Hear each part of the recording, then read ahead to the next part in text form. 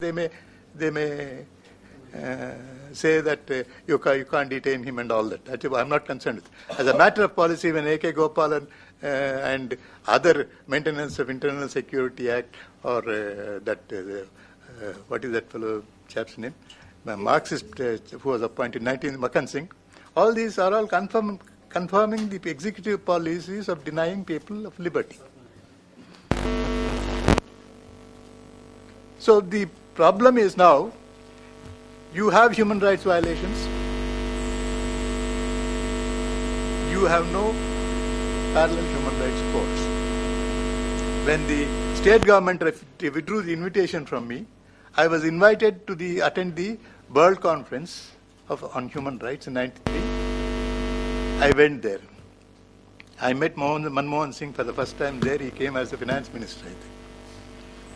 He was sent to promise UN Human Rights Commission that we are going to have an independent Human Rights Commission. It is a very independent Human Rights Commission, independent of even human rights inquiries.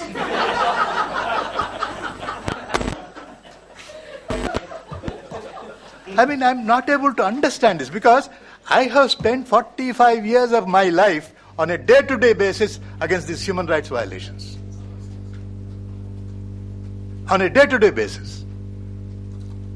And the impunity is growing. And today we discussed the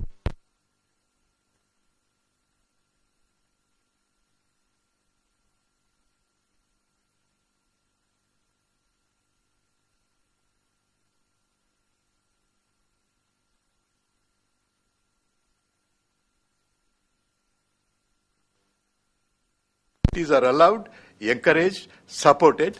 It is not a constitutional governance. So what do we do? Now, Mr. Moily came the other day in that Commonwealth debate. There was one debate, so I was called. So they paid me the fare. I thought I will go and request him to see something is done. All I asked for is there are two provisions in the Protection of Human Rights Act. The rest of the act is piffle. One is the establishment of a human rights court with the sessions judge as having powers to try human rights offences. One. Two, appointment of a special public prosecutor. Section 37, special investigation team to be constituted by the government in case of human rights violations. Encounter killings are there. I asked Venkatachalaya, please let us note. Venkatachalaya takes the opinion of the other side and said, the adjacent district DSP will inquire into encounter killings. That is a fellow who kills here. This is a fellow who kills there. Both of them are part of the killing scheme. That is not what is contemplated. If you take the UN General Assembly as a resolution on encounter killings and disappearances, they have given clear landmarks. I mean, when you dispose of matters like this, you get a feeling that you are not interested in the people of this country, excepting in seminar halls. You are not interested. If you are interested, you will structure a powerful team, allowing no scope for impunity to any official, how high soever he may be. That is the type of thing we want. That is not there. Then what happened? I have been trying this for a long time now. Then in Madras, one fellow filed a human rights petition in district court. The district court returned it. Human rights court returned it. Then he presented it to the High Court. And then Krishna Iyer had to write a letter to the Chief Justice then. And on Krishna Iyer's letter, it was entertained as a writ petition, not Krishna Iyer's letter, but the petition that was filed, and it referred to a bench. I go and argue before the bench. For 2 days I argued. I told them that this Protection of Human Rights Act is a legislative sanction to prosecute public servants. No sanction is necessary. This is my view. And I think it is the correct view, whatever precedents you may quote. This is a legislative sanction given by the legislature to prosecute for human rights violations. Then I said, you please do not apply the committal proceedings contained in 193. In Scheduled Caste Atrocities Act and Human Rights Act, special judges have been appointed. They can take cognizance straight. The High Court, the Supreme Court could have interpreted it as they can take cognizance straight. And today we have, I have the evidence of Mr. Dhairyashil, who said that 193 was a useless procedure, and so it was watered down completely. The Magistrates Court acts as a post office. What did our High Court hold in both these cases? You must comply with 93. Sessions judge has no jurisdiction to entertain otherwise. What did Mr. K.T. Thomas hold? That is the judgment which Dhairyashil did not point out. That's a case of Scheduled Caste Atrocities Act coming from Andhra Pradesh, and a sessions judge is sitting. They want him to want the Dalit to go through the committal proceedings, wait for 2 or 3 years, and then go to the sessions. When will that happen? With Dalits, this is the procedure. With other communities, this won't be the procedure. I'm absolutely certain. My experience of 53 years tells me. So somewhere, you see, everybody will have to introspect about this. You have a judiciary which should respond to the people's problems, people's lives. They themselves, after the emergency, to expiate their own sins in ADM Jabalpur, they introduced PIL. Public interest litigation was in expiation of the sins committed during ADM Jabalpur by the Supreme Court. So they have introduced PIL. PIL was hijacked. PIL again is hijacked, and they carried on by environmentalists and others, not by the poor people of the country. Again. So somewhere we have got to see that these institutions function according to the constitutional scheme. A constitutional discipline is wanting. For instance, you see now, in 75 we had right to property crisis. Kanna, finish. Now we have reservation crisis. So somewhere we have got to think about these things and see that everything functions. If you are in a crisis, amendment of Criminal Procedure Code, amendment of Penal Code is not the solution. And human rights bodies have to be strengthened so that the Human Rights Court can straight away take cognizance of human rights violations on presentation of a petition there, so that the police will be disciplined. Otherwise, there is no way of disciplining the police.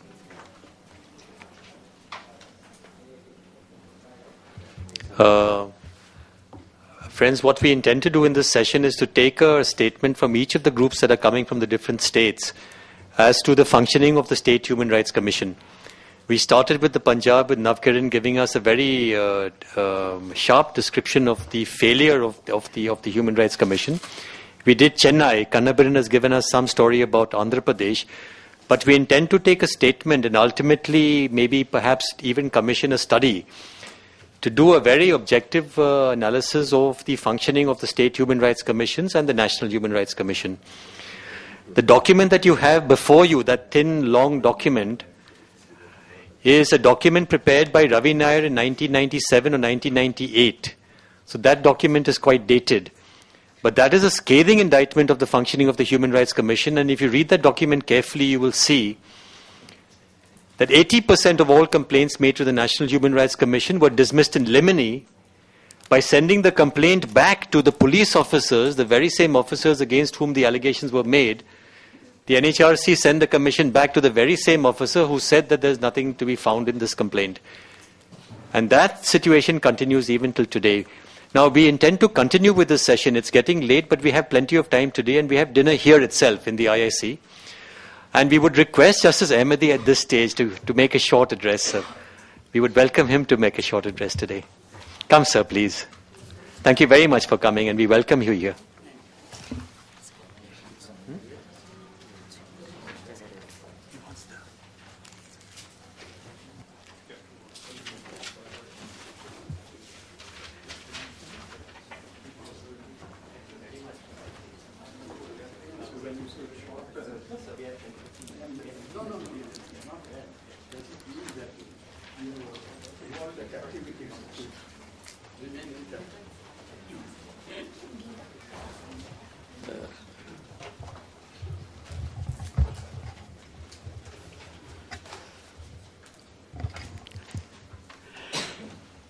Good afternoon.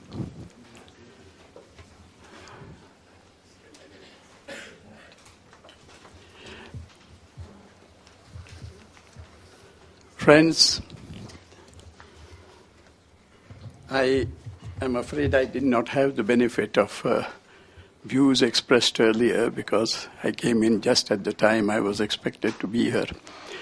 But I could see from the trend of discussion that was going on, particularly the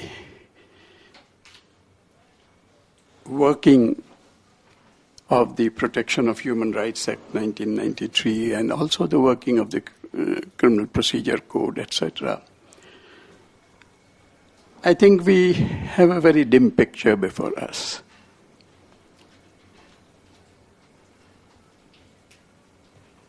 The unfortunate part of it is that over the years, even after the amendment of the Criminal Procedure Code in 1973 and onwards, we have remained in the area of experimentations. Earlier, we had a procedure, what was known as the committal procedure. And the committal procedure was evolved. It was there from the British time and onwards, but it was evolved on the basis that as soon as a crime is committed and the investigation and charge sheet is produced, important witnesses, as for example eyewitnesses, etc., will immediately be examined by the magistrate's court on oath,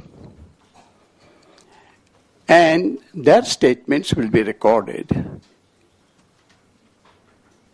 That statement, being on oath, if departed from during the Sessions trial, acted as the piece of evidence where one could say that you have turned hostile because you made two contradictory statements on oath. Now that committal proceeding is done away with the result that the early recording of evidence of important witnesses does not take place now. Each time we have gone on increasing. In the Criminal Procedure Code, if you say each time you've gone on increasing the time for filing the charge sheet. There is a provision that if the charge sheet is not filed within a certain period of time, given what is the type of offense, the accused is entitled to bail. So one of the ways in which you see, if you want to ensure that the accused is out on bail, take your own time to file the charge sheet. No action is taken against the officer. Why did you not file the charge sheet within time? No explanation, nothing of the sort. I remember I was a Sessions judge. And one of my earliest trials that came up was the most sensational trial. In fact, some of my colleagues said it was too early for Mr. Ahmadi, I was a Sessions judge, to be allotted this or assigned this case, but that was another matter. But the earliest, I find at the end of the trial that a very high-level officer who was the investigating officer, he was of the rank of the deputy director of police, because it was a very sensational, particularly politically very, very sensational case. And at the end of the trial, I come to the conclusion that out of 22 witnesses, 8 or 9, I don't remember the exact figure, but 8 or 9 were totally innocent to the knowledge of that officer. I say to the knowledge because there was positive documentary evidence to show that they were already in his custody from 8:30 onwards on another charge of strike when the offense took place at 10 a.m. Now, mind you, such a high-level officer, having no qualms of conscience, and in those days, ordinarily it was hanging for reasons to be stated otherwise, you could give him a lesser sentence, namely life imprisonment. So knowing full well that they could go to the gallows, if a high-ranking officer of that level could do that, as a young judge, it virtually shook my conscience. I wrote a paragraph against him. And of course, in the High Court, the Advocate General was asked to appear. The government pleader was asked to get these remarks expunged. This, that, etc. So many things happened. But fortunately, the High Court reinforced those remarks. And why I'm mentioning, those days inquiries were held. The officer was immediately taken, a department inquiry was held and ultimately removed. Today, nothing of the sort happens because he, A, B, or C is a blue-eyed boy of some top-ranking politician. I've asked many of the police officers, some of them came to me when I was doing my pay commission and fixing the salaries for the police department. Some of them came. They said, what can we do, sir? We are helpless. There's so much of pressure on us. And otherwise, we must be transferred. And there we get into another pressure group. It's not that we are free from it. Otherwise, we would welcome the transfer also. So this is what has happened over a period of time to the entire department. If you look at it from another point of view, the police force is getting brutal day by day. The brutality is so alarming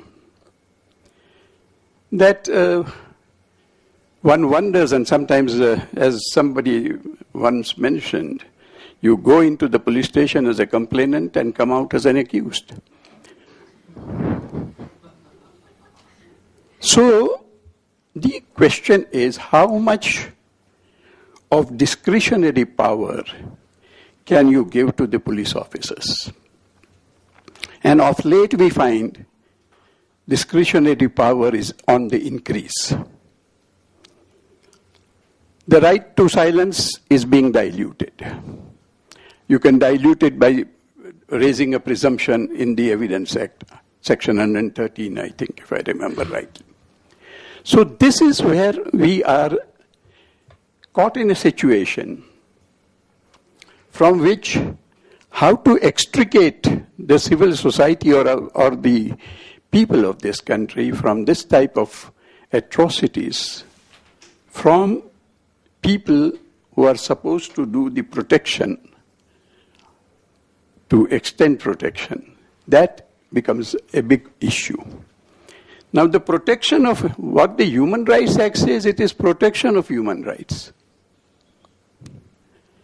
And therefore, the National Human Rights Commission or whatever the State Human Rights Commission are charged with the duty to protect. If that duty is not complied with, then the question is, what is the remedy so far as that person is concerned, individual is concerned? Justice Venkatachalaya, when he took over as the chairman of the National Human Rights Commission, had invited me to inaugurate the first sitting. And in my inaugural speech at that time, I said that if the previous commission headed by Justice Rangnath Mishra thought it necessary for the purposes of awareness, spreading the awareness of this Human Rights, Protection of Human Rights Act to go into individual cases. That time is now over so far as you are concerned.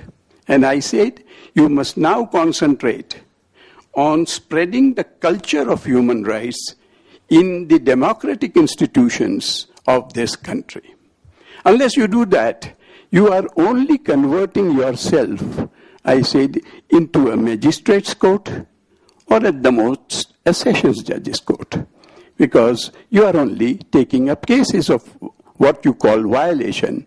But what are you doing to introduce that culture of human rights across the board, that these violations don't take place? You are not here. You are not supposed to be, creating a backlog of cases. That's what is happening. At that time when he then once asked me to chair a committee which he had appointed, and we gave a report which is lying in cold storage since the last several years now, because everything is recommendatory there. Therefore, the problem that is now, which we are facing, which many of you have mentioned, non-functioning of State Human Rights Commission, functioning of National Human Rights Commission as merely a court taking up, individual issues and not going into spreading what I say, the culture of human rights. Therefore, the problem is the law is well made. Everything you see on statute, the Constitution is well made, the law is well made, the procedural code is all right, but the manner in which we implement, and we are very good at diluting laws. So the moment a strong law is made, the process of diluting it begins the very next day, how to dilute it.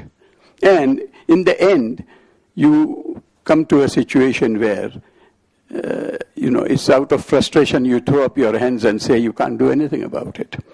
This is how, you see, take, for example, I heard somebody mentioning about, complaining about the judges not being fit people to be on National Human Rights Commission or etc. because they take very constricted views of things. When they take very liberal views, there is also a complaint. And you hear it from the no less a person than the Speaker of the Parliament. So there is a balance to be struck somewhere. The definition of human rights here is a very wide definition, because it incorporates in the definition the two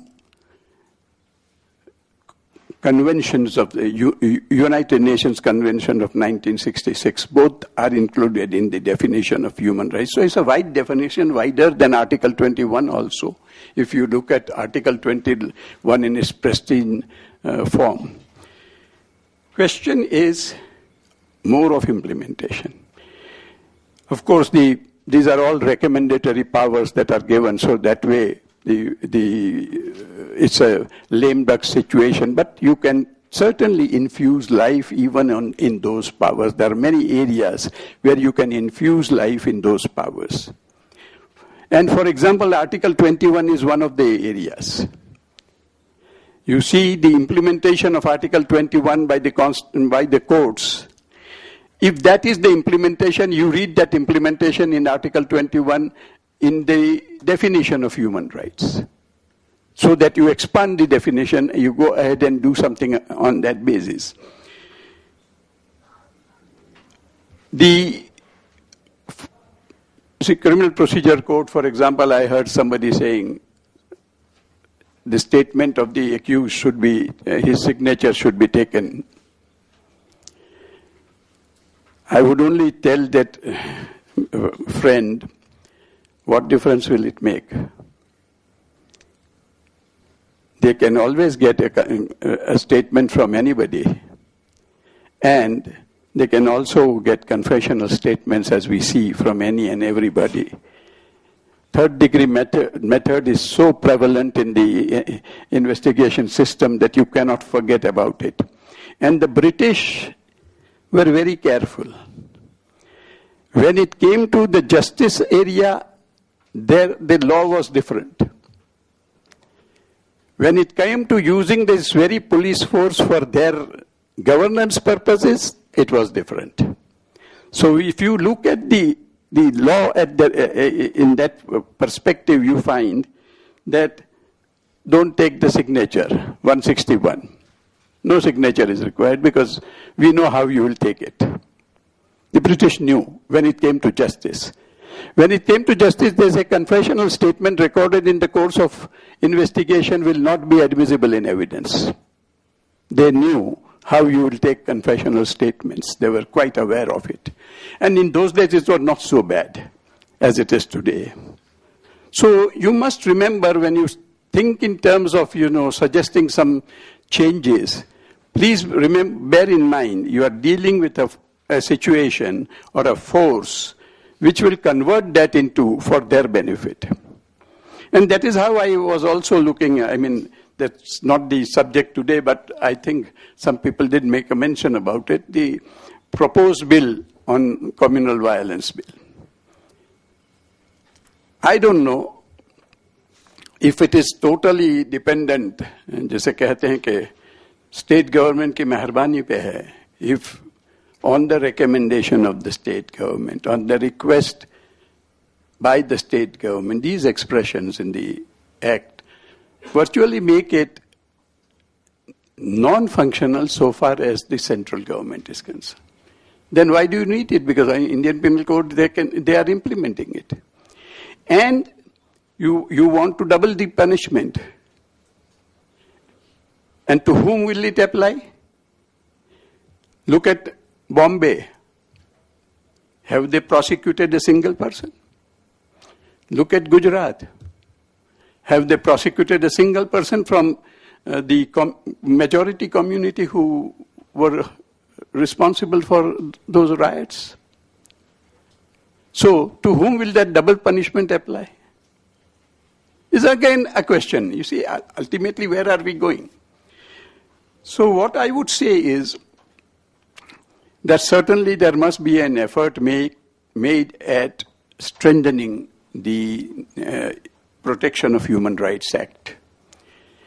Because it also gives a little hope in the sense that there is a provision which Justice Anand used. Justice Verma did not use. He made some statements in Gujarat but didn't use that provision. Anand used it by using Section 30 and made an application to the Supreme Court, which resulted in the Best Bakery and all those cases, at least that much. So there was a possibility of doing something. And that provision could be used, some provisions could be strengthened, but the will is not there. The will is not there. As I said, my recommendations on the committee are lying there for now more than Venkatchalaya went, then came Justice Anand, Verma Anand, and so more than 8 years have passed, and they are lying in cold storage somewhere. I don't know whether it is even cold storage, when they might have left it to die somewhere. So this is where the difficulty is. And therefore, what one must think in terms of even this communal violence bill, you see, if it is going to be totally at the mercy of the state government moving the central government, it will never move. And if you look at it, you see, out of the total number of states whose responses were sought, I find only 13 have responded, and many of them are union territory and Congress government. So even states are not willing to, respond today. Where is the question of their, making it enforceable in those states? So you are going to be having another statute. They will make it enforceable. For example, declare a particular place as what they call the, I think they've given some name, I forget it. So you block that area. And see that those all offenses there are, the punishment is doubled. As it is enough punishment. Punishment is enough. The question is of prosecuting people who have committed violence, who have killed people. And that is the real question. And how does one go about it? I mean, we may criticize. Criticism is not a very difficult thing. You and I and everybody can criticize the drawbacks. But what are the remedial measures, either, you see, in the form of amendments or in the form of expanding the application of interpretation and expanding the application of these statutes, is the question. I can tell you that in this Criminal Procedure Code, there are two very important provisions which introduce a different procedure or a mechanism for early disposal of cases. They are section 13 and 18, which provide that on the request of the state government, the High Court will appoint judicial magistrate of the first class or metropolitan magistrate in a given honorary judicial magistrate, honorary metropolitan magistrate. Those two are provisions, special provisions, so that early disposal of certain types of cases can take place. Despite my writing, some states did it out of maybe respect for me, and as soon as I left, wound it up. So this is the state. Now, I fail to understand why they don't use this machinery which is provided in the code. Why is, when you have so much of areas, why can't you use this machinery, hand over some small cases, traffic cases, cases under the, where checks have bounced, hand over several other cases of that type to these special metropolitan magistrate or judicial magistrate, and they'll dispose of, let your regular magistrate do some substantial work. But that is not done. It's lying in this. Though two provisions are totally lying without being really implemented in spirit. So this is where our difficulty is, that we have not even tried to pursue the governments. I tried. I have written several letters from 1992 onwards. But this is what it is. So friends, what I'm trying to say at this point of time, because is the concentration that we must have today. We can be very critical of many of the drawbacks or shortcomings of the system. But then the question is, what in our opinion, when this such an informed body is, you see, sitting here, the focus should be what in our opinion should be. What would we suggest to improve the system? That has to be, you see, thought of a little seriously.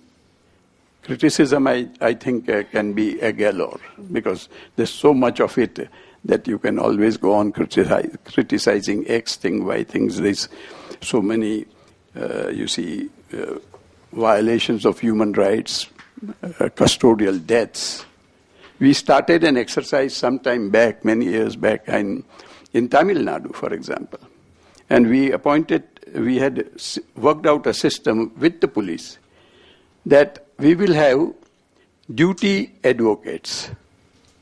So as soon as somebody is arrested or something at the police station, there'll be an advocate who will come to the police station and assist that man so far as his rights are concerned, and to ensure that there's no violation of human rights like third-degree methods. Initially, the police also was quite cooperative. After some time, they drove them away, saying, you are a nuisance, you interfere in every matter. So that's where it ended. So this is the attitudinal differences, the changes will have to take place. And that is what I think is important today, to think as to what should be done. and how one civic society can put pressure on the government, do this. Otherwise, we believe that you are not interested in protecting human rights. You are only, as somebody mentioned, that, and I remember an incident. I was law secretary, and there were some statutes, moratorium, and all that during that period. So there was a law secretary who came from UP to Ahmedabad. And in the course of talk, I had invited him for dinner also. In the course of talk, I said, what are you doing about these laws? आपके वहाँ है या नहीं है? तो बोले साहब कैसे ऐसी बात करते हैं, हमारे वहाँ सब कानून है. तो मैंने कहा फिर उसका अमल कौन करता है? साहब वो तो कानून बना के रखा है, जब सेंट्रल गवर्नमेंट पूछती है तो एक कानून की किताब बेच देते हैं, इसके अलावा कुछ नहीं होता. They were all agrarian laws, reforms and all that. Nothing happens. So you see, this is our difficulty also. We have that type of an attitude, how to get over a situation. Thank you. Thank you, Justice. Thank you so much. We will continue with our session after the tea. So for tea break, let's go down. Thank you so much. And human rights courts. And Mr. Collins has suggested that few states have already given their inputs regarding the functioning of the NHRC and the state human rights commissions.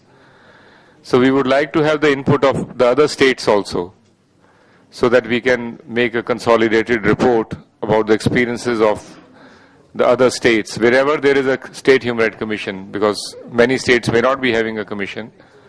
So their report is easy to be given. Sure.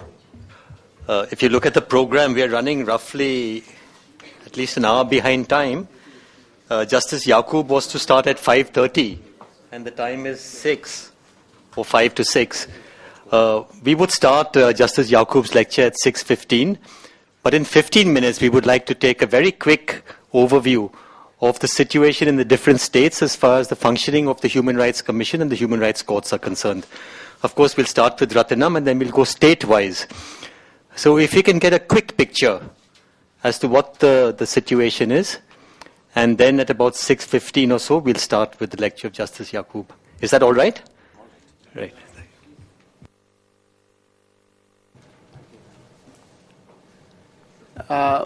My name is Rakesh. I would like to,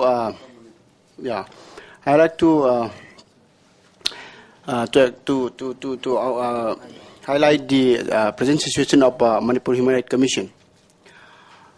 The present members of the Human Rights Commission is appointed and only after filing a FIL for filling up the vacant posts of the membership of that commission. However, when choosing the members of the state commission, the state government has meticulously appointed members who will not speak against them. So still Manipur is functioning same with the problem which highlighted earlier. At the same time, we do not have our own secretary of the commission. At the same time, we don't have investigating authority. I mean, IGP for commission. No one is there. At the same time, there is no permanent staff. I mean, clerical staffs. All the staffs were taken from industry department on rotation basis. Every year, a team will come and the former team will go. So it is function like this. It has no its own building. It is attached to the family court building. One of the members is from a retired colonel of Indian Army, who have no idea about human rights. He will always confront with me as and when I move there. But the present chairman, who is retired Chief Justice of Chhattisgarh High Court, is a fine gentleman, but rest are hopeless. Only that chairman. Thank you. Well, basically the story is same everywhere. Only the people who are committed to the state are appointed. They know the nerve of the person who is being appointed and they make sure about that. So any other state?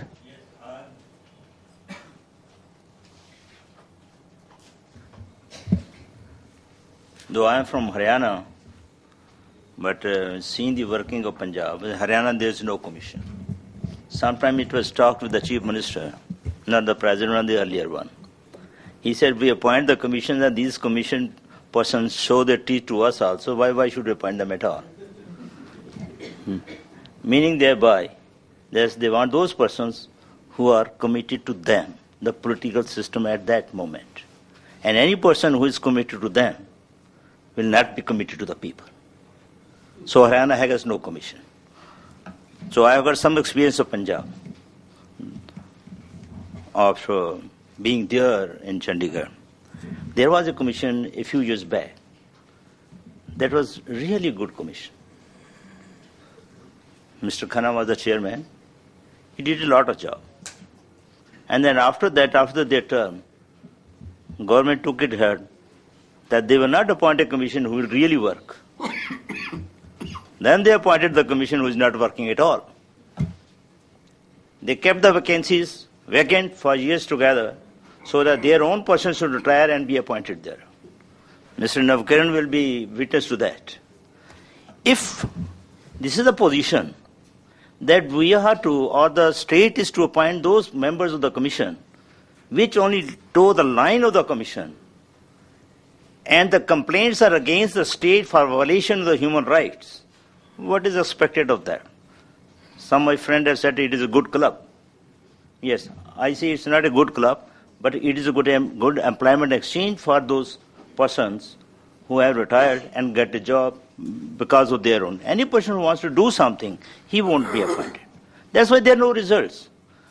Now, if we see the statistics, I think India is one of the countries where human rights are being violated day and night, time and again. And we have got the maximum number of commissions national level and the state levels.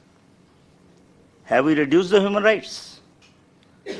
Are the commissions come up to their mark or have they taken any action? Aren't we wasting our time by appointing them? Better give it to some court. At least it will do something about it. Similarly, the situation, though it's another subject over here, it is said we are not that corrupt country as some other countries are, because we are number 5 or 6. We have got Lokayukts. We have got Lokpals. Have our Lokpals or Lokayukts ever come out against any person who is a corrupt in the political bureaucracy? None. So is maybe one. That if it is one, then it's an exception. That is an exception. Never recently it was so. Recently it was so. So what we are doing, I don't know. It is all on the papers. Just flying, doing nothing.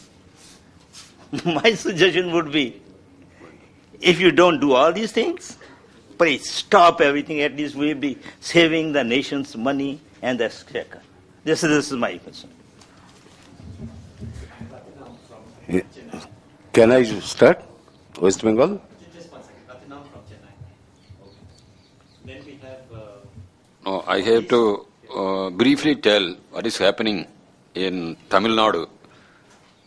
Chennai is the capital of Tamil Nadu. Tamil Nadu was very leading with regard to the legal aid institution. It was because Krishnaiyer took pain in getting it shaped in such a way.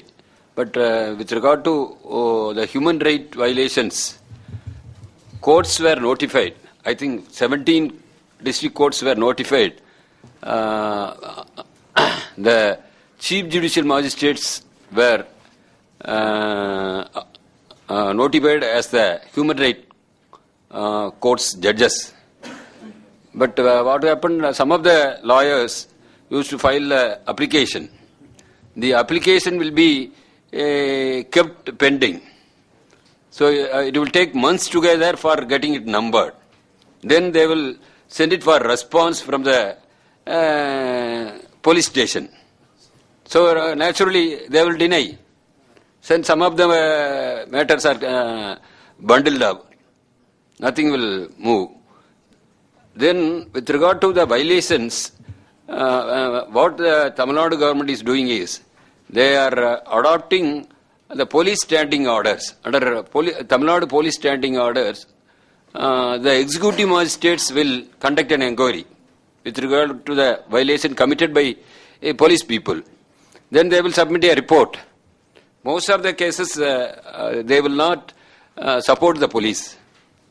So most of the cases, these RDOs, they are the revenue divisional officers, they are the executive magistrates. So they will conduct within in their own way. But only the minimum evidence they can collect. But they have no mechanism to collect evidence. People will go and give evidence. With the available evidence, they will give good finding. In most of the cases, they have given findings that it is a custodial rape, custodial killing. Then, in some of the cases, due to the pressure of the people, the government will direct the state crime branch senior officer to investigate. In such cases, there are convictions. In one such case, one tribal girl was gang raped by police people from Pondicherry. Pondicherry is a neighboring union territory. So they came for arresting a person who is tribal, against whom some of the cases are pending. But they came in midnight at about 12 o'clock and picked up a young girl belonging to the scheduled tribe family. And on the way, she was staying in the aunt's place. So on the way, they took the parents and put the parents in the cabin. The parents were unaware their daughter is in the backside of the vehicle. They took to the isolated place and she was gang raped. Then it took time for making allegation. It is very difficult for those people. Then one NGO put a funny complaint stating that the Pondicherry police and local police. Then fortunately a collector took it up seriously and DRO inquiry was conducted. Then the finding was the Pondicherry police came and took her in the midnight and gang rape was committed. Then it took time. After 13 years, the trial was conducted and under SC/ST Act, even SC/ST provisions was not invoked. So we filed an application under 482, inherent power. We never file writ petitions. In Tamil Nadu, we have evolved a mechanism. So that is very costly. It is very difficult to get it listed. So under 482, inherent power is invoked. So the judges are effectively handling it. Then the judges held that SC/ST provision should be incorporated. But since he is a member of the tribal community, so this was tried by the special court. Then the 6 police people were given life sentence. But the High Court is giving bail very liberally and even criticizing the manner in which the FIR was registered. And they are now trying to get the job in the government because it is a false case. So we are making a mass movement. So to tackle with the situation, not by we are having enough laws, how to enforce the laws. So every institution is getting diluted. Even the court system. Very difficult to go with a hope that we will get some relief. So it depends upon the the outlook of the judge. So it varies. What is the use of having enough laws? So in such a way, we are also having all these difficulties. But the Human Rights Commission, now it was explained by Advocate Geeta, but even now 2 members have retired. In appointment there are problems.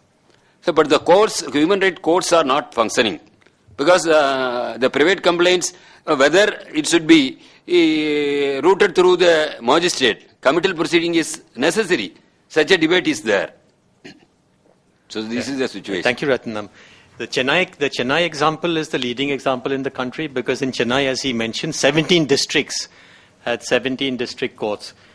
I don't think any other state in the country has set up district courts. Uttar Pradesh has, I think, 2 or 3. Andhra has set up. Oh, so we'll just turn to that example. But in the Chennai case, they went to the High Court saying that the committal proceeding should not apply because the statute does not prescribe committal proceedings. Every human rights violation is per se defined as a sessions court case, and therefore there is no reason for them to go through committal proceedings. A division bench of the High Court held against them, referring to Thomas's decision in the SC/ST case, saying that Justice Thomas interpreting the SC/ST Act said that it must go through the committal proceedings, yes. And therefore for the Human Rights Act also it must go. But the High Court judgment has not been taken to the Supreme Court as yet. No, but the High Court has given a mandate to the government. There should be a separate police wing for investigating with full training. Right. And there should be a separate special public prosecutor. You should not bring the public prosecutor because he is always with the police. So you must appoint a special public prosecutor. Right. That is a mandate of the division bench decision. Thank you, Ratnam.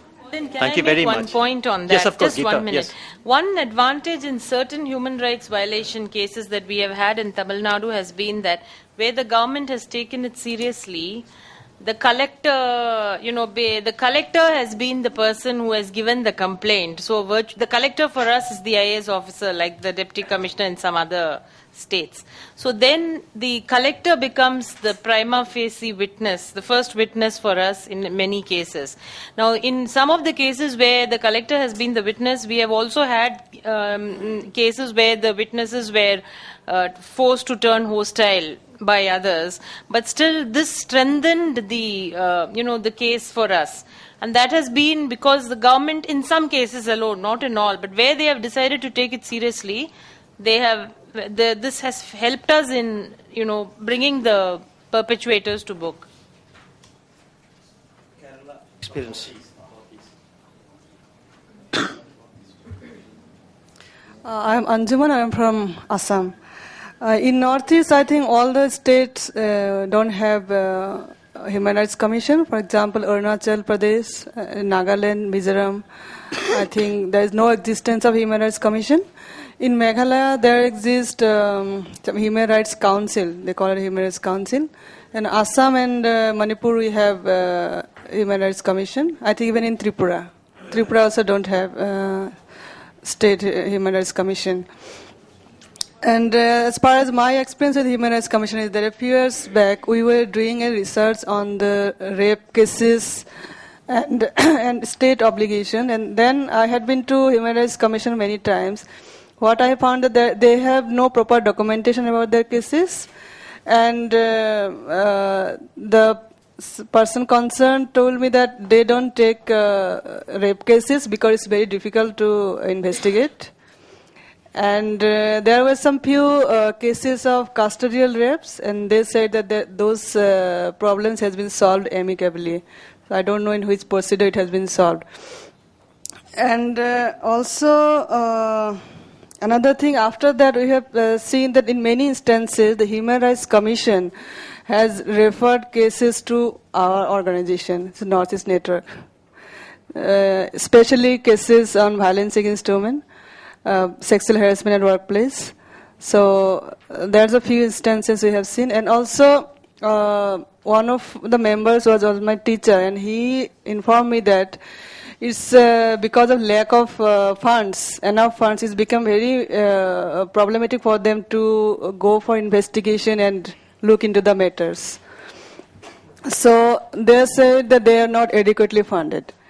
And another incident where we had been in touch with the State Human Rights Commission is that in 2005 when there was this ASPA review committee, they were having a hearing in Guwahati, and State Human Rights Commission was given the duty to organize that. And at that time, when we were asking for different information like where the venue, etc., will be, they requested us whether we can provide for tea or not, because they don't have enough fund.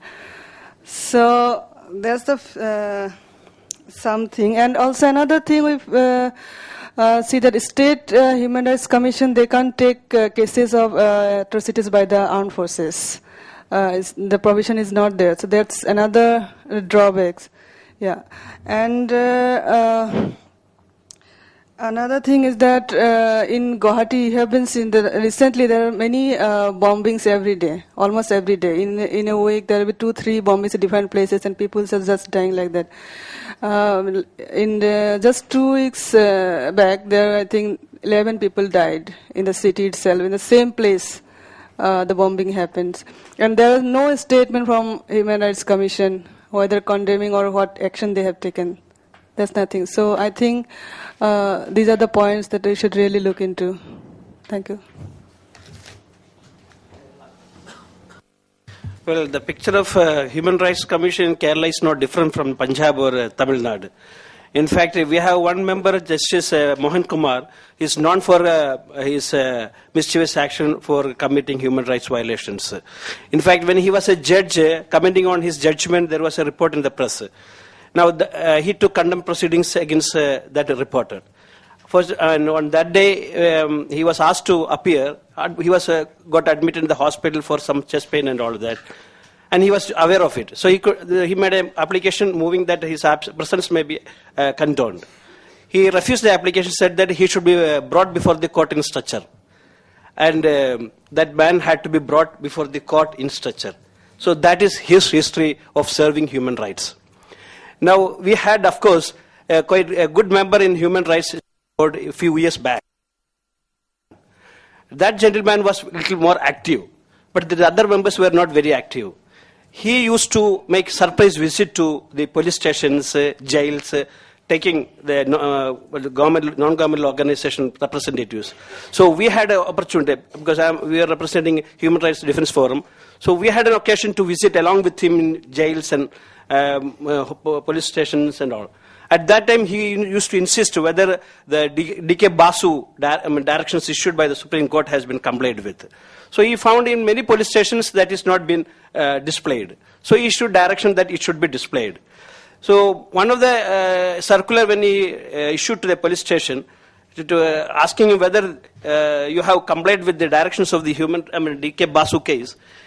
In reply to that, the police station officer is writing, as if he thought that the question was whether anybody by name D.K. Basu is arrested. So he writes to Human Rights Commission that we have not arrested anybody by name D.K. Basu and nobody is in custody. So this is...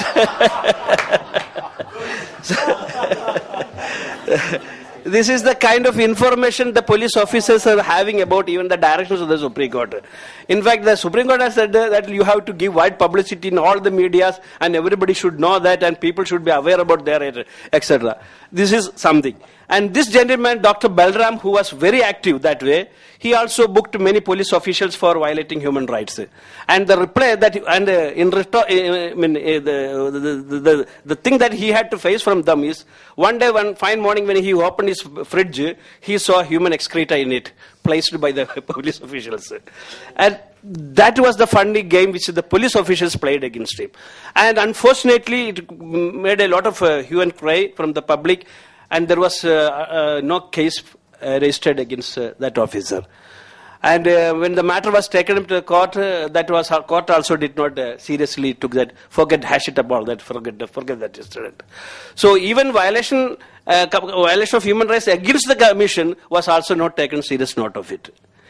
Now, many reports, this Dr. Balram, who was very active, has made, and all that is still getting dust, and the present commission is absolutely very happy with their perks which they get it. And Justice Zinagar, since they could not find anybody in Kerala, they brought one gentleman from Tamil Nadu, and that gentleman will be more often in Tamil Nadu than in Kerala. And what? Because he comes there for getting his salary quite off, regularly. That's all. I'll add some more. Actually, what happened, even though these state laws are there, that is in English, and many of the people in the country are not aware of that.